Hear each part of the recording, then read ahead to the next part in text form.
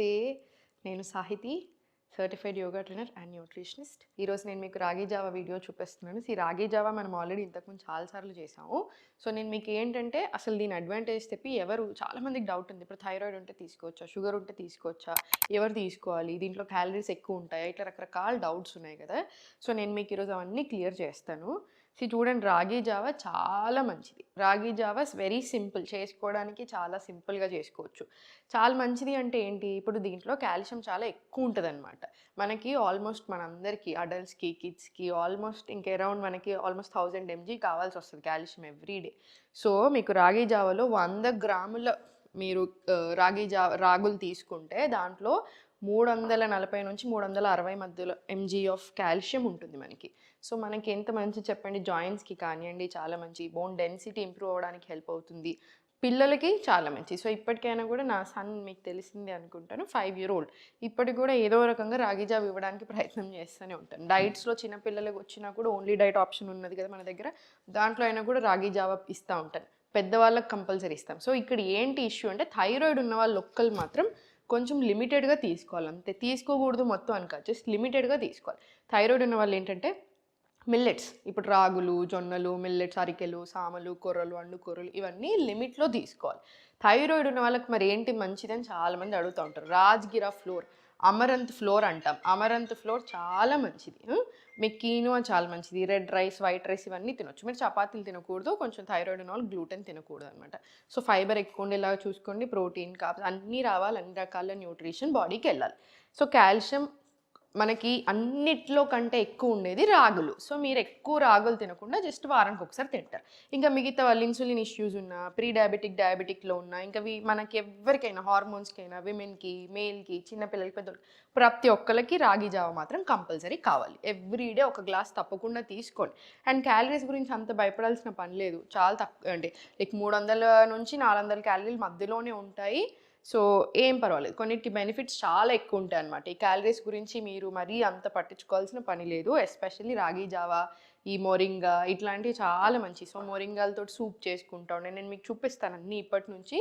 So అన్ని రకాలుగా చేసుకుందాం. సో ఇది ఎలా చేసుకోవాలో చూపిస్తాను. ఇప్పుడు సమ్మర్ వస్తుంది కదా, సమ్మర్ ఫ్రెండ్లీ చూసుకుందాం ఫస్ట్. ఇప్పుడు మనం ప్రజెంట్ జస్ట్ వాటర్ అండ్ ఇంకా కొలతలు అడుగుతున్నారు. కొలతలు అవసరం లేదండి దీనికి. మీరు కన్సిస్టెన్సీ ఎట్లా ఇష్టం ఉంటే అట్లా చేసుకోవచ్చు. కొంతమందికి థిక్గా ఇష్టపడతారు, కొంతమందికి కొంచెం లూజ్గా ఉంటేనే ఇష్టపడతారు. కొంచెం ఎక్కువ వాటర్ వేసుకుంటే లూజ్ కన్సిస్టెన్సీ వస్తుంది. కొంచెం థిక్ కన్సిస్టెన్సీ కావాలనుకుంటే వాటర్ తక్కువ వేసుకుంటాం, కొంచెం పౌడర్ ఎక్కువ వేసుకుంటాం, అంతే. కొంచెం సాల్ట్ వేసుకోండి. చిన్నపిల్లలు సాల్ట్ వేస్తే అసలు తినడు అనమాట, కొంచెం స్వీట్ టూత్, ఎక్కువ స్వీట్ ఇష్టపడుతూ ఉంటాడు. సో కొంచెం మీరు దాల్చిన చెక్క పొడి ఇంత వేసేసి సేమ్ ఇదే జావలో ఇంకా కొంచెం బెల్లం పొడి వేసుకొని తీసుకోండి. పిల్లలు మంచిగా ఇష్టపడతారు. దాంట్లోనే మీరు కొంచెం నట్స్ వేసుకోవచ్చు. నట్స్లో కూడా మనకు మంచి ఫైబర్ ఉంటుంది, చాలా బెనిఫిట్స్ ఉంటాయి కదా. సో నట్స్ కొంచెం దంచేసి ఇట్లా మీరు వాళ్ళకి పిల్లలకి ఇచ్చేటప్పుడు పౌడర్ వేసి ఇవ్వచ్చు. మనం తీసుకునేటప్పుడు నేను మీకు ఈరోజు చూపిస్తాను ఎలా చేసుకోవాలని. ఒక 2 స్పూన్లు మీకు ఎంత కావాలంటే అంత. సో సేమ్ ఇప్పుడు నాకు ఎవ్రీడే నేను కంపల్సరీ తీసుకునేది బ్రేక్ఫాస్ట్లో ఏదైనా ఉందా అంటే అది రాగి జావ. సో జస్ట్ వాటర్ వేసుకొని ఉండలు లేకుండా కలుపుకోండి చాలు. నేను మీకు చెప్పాను కదా, చాలా ఈజీగా అయిపోయే బ్రేక్ఫాస్ట్ ఇది. పెద్దవాళ్ళకి మాత్రం బాయిల్ అవుతున్నప్పుడు వాటర్లో వేసి ఫస్ట్ ఒక 2 నిమిషాలు కలుపుతూ ఉండండి, లేకపోతే అంత ఉండల్లాగా ఫామ్ అవుతాయి.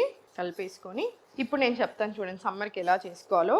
సో మీరు కుండలోనే నైట్ పడుకునే ముందు రాగి జావ చేసుకొని మూత పెట్టేసి దాని మీద ఒక నార్మల్ బట్ట వేసేసి పడుకోండి. పొద్దున్న లేచాక ఏంటంటే దాంట్లో బటర్ మిల్క్ యాడ్ చేసుకుంటాం. బటర్ మిల్క్ యాడ్ చేసుకుని అది మనకి రాగి అంబలి అంటూ ఉంటాం కదా. సో హెవీలీ గుడ్ అనమాట, మనకి గట్ హెల్త్కి చాలా చాలా మంచిది. గుడ్ మైక్రోబయోమ్స్ అంటే ఏంటి, గుడ్ గట్ బ్యాక్టీరియా ఎక్కువ అవుతుంది. గట్ బ్యాక్టీరియా ఎక్కువ అవుతుంది అంటే మనకి చాలా రకాల ప్రాబ్లమ్స్ నుంచి సొల్యూషన్ పొందొచ్చు. సో మనకు అన్ని రకాలుగా బాగా హెల్ప్ చేస్తుంది. మీకు ఓపిక లేనప్పుడు ఇట్లా పొద్దున్న లేసాక జస్ట్ ఈ రాగి జావ ఇలా తీసుకోండి. మీరు గుడ్లు తినేది ఉంటే ఫ్రీ రేంజ్ ఎగ్స్ తెచ్చుకోండి, ఒక 2 గుడ్లు తినండి సరిపోతుంది. లేదు అనుకుంటే మీరు రెగ్యులర్ బ్రేక్ఫాస్ట్ ఏదైతే తీసుకుంటున్నారో ఆ బ్రేక్ఫాస్ట్తో పాటు 1 కప్ ఆఫ్ రాగి జావ తీసుకోండి సరిపోతుంది.